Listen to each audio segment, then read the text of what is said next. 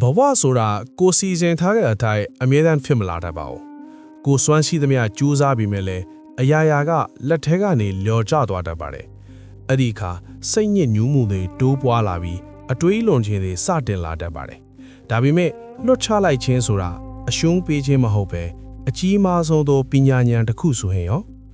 ဒီနေ့မှာတော့မြတ်စွာဘုရားရဲ့တရားတော်တွေကနေသင်ကျွန်တော်တို့ရဲ့ထိန်းချုပ်လူစိတ်ကြောင်းရွံ့စိတ်တွေကိုပြောင်းလဲပေးနိုင်မဲ့ပုံပင်လေးတစ်ပုဒ်ဝေမျှခြင်းပါတယ်။အလင်းတုန်းက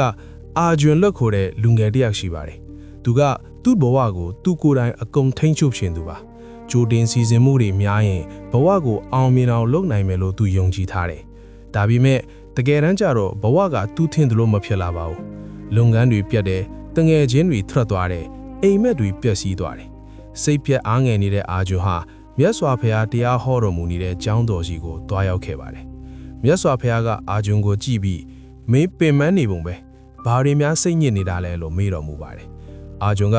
ကျွန်တော်အရာအားလုံးကိုစနစ်တကျလုပ်ခဲ့တာပါ။ဒါပေမဲ့ဘာမှအဆင်မပြေပါဘူး။ဘယ်တော့မှမရောက်လာမဲ့အရာတွေနောက်ကိုလိုက်နေရတာအယမ်းပင်ပန်းပါပြီလို့ရှောက်တင်ပါတယ်။မြတ်စွာဘုရားကမုန်တိုင်းကျလာတဲ့အခါတစ်ပင်တွေကလေကိုပြန်တွန်းလာနေသလား။ဒါမှမဟုတ်လေနဲ့အတူရေနွေပေးလိုက်သလား။လို့မေးခွန်းထုတ်တော်မူပါတယ်။အာဂျွန်က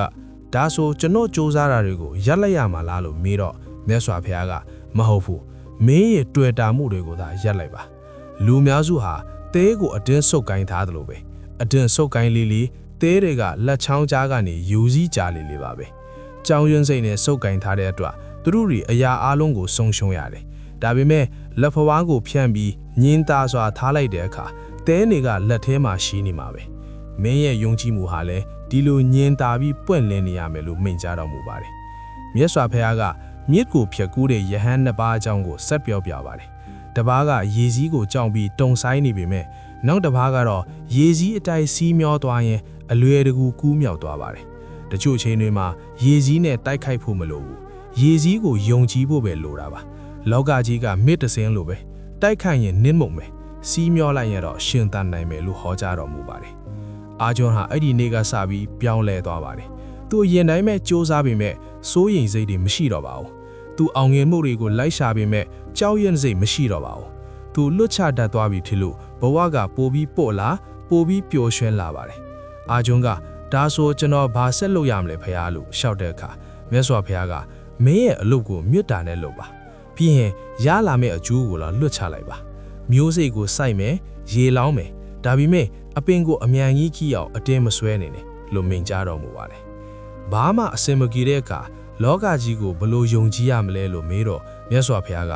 လောကကြီးကမင်းတောင်းဆိုတယ်လို့မဟုတ်ပဲအချိန်တန်မှဖြစ်ပေါ်လာတာပါ။ပန်းပွင့်တစ်ခုဟာမင်းကအော်ဟစ်ခိုင်လို့ပွင့်လာတာမဟုတ်ပဲသူ့အချိန်ရောက်မှပွင့်လာတာပါ။လွတ်ချလိုက်ခြင်းဆိုတာဘာမှမလုပ်ဘဲနေတာမဟုတ်ဘူး။ကို့အပိုင်းကိုအကောင်းဆုံးလုပ်ပြီးကြံတာကိုတော့စွန့်လွတ်လိုက်တာပါလို့ဟောကြားတော်မူပါတယ်။ဒါကြောင့်တင့်ကိုမေးပါစီတင်အခုအရာအလုံးကိုအတင်းအကျပ်စုပ်ကင်ထားမိနေသလားဘဝကိုကိုထင်တယ်လို့ဖြစ်အောင်အတင်းတွန်းအားပေးနေမိသလားလောကကြီးကမြစ်တစင်းလိုပဲသူ့လမ်းကိုတည်တယ်ဆိုတာယုံကြည်လိုက်ပါလွတ်ချလိုက်ပါအသက်ကိုဝါဝါရှူလိုက်ပါလောကကြီးကတင့်အတွက်အကောင်းဆုံးဖြစ်လာအောင်စီစဉ်ပေးသားဖြစ်ပါတယ်ဒီပုံပြင်လေးကတင့်အတွက်စိတ်ငြိမ်ချမ်းမှုဖြစ်စေတယ်ဆိုရင်အေးချမ်းမှုလိုအပ်နေသူတွေကိုပြင်လည်မျှဝေပေးပါအားလုံးပဲတည်ငြိမ်တဲ့စိတ်ပွင့်လင်းတဲ့နှလုံးသားနဲ့အေးချိုင်းတဲ့ဘဝကိုပိုင်ဆိုင်နိုင်ကြပါစေ။